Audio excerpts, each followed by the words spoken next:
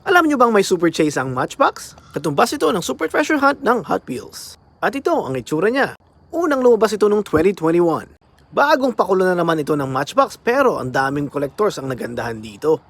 Bukod kasi sa maganda niyang details ay mas madali siyang hanapin kaysa sa Super Treasure Hunt. Siguro dahil konti pa lang ang nakakaalam nito. At doon mo rin makikita na mas marami talagang kolektor ng Hot Wheels kaysa Matchbox. Mula 2021 marami na ding nailabas na Super Chase ang Matchbox. Pinoy Toy Story, paano ko malalaman na Super Chase ang nakuha ko?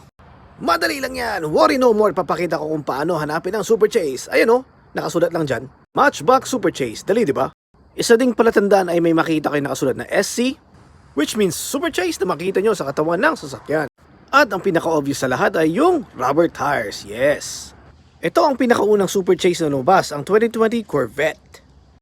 Noong 2022 naman ang sumunod na lumabas ay itong Porsche 911 GT3. Ang ganda ng detalye, diba? At ayun yung SC na sinasabi ko, kita nyo? At 2022 pa rin, ito naman ang pangatlong inilabas, ang 2021 Ford Bronco. Ganda! At noong 2023, ito naman yung pang-apat, ang 1932 Ford Coupe. Oldies but goodies. At ang panglima namang lumabas noong 2023 ay ang sasakyang ito, 2020 Mercedes-Benz. At may mga lumalabas pang mga bagong Super Chase. I'm proud to say na nahanap ko ito lahat sa wild. Sorry mga scalpers. So hanggang dyan na lang muna. See you again in my next one. Like always, paalam!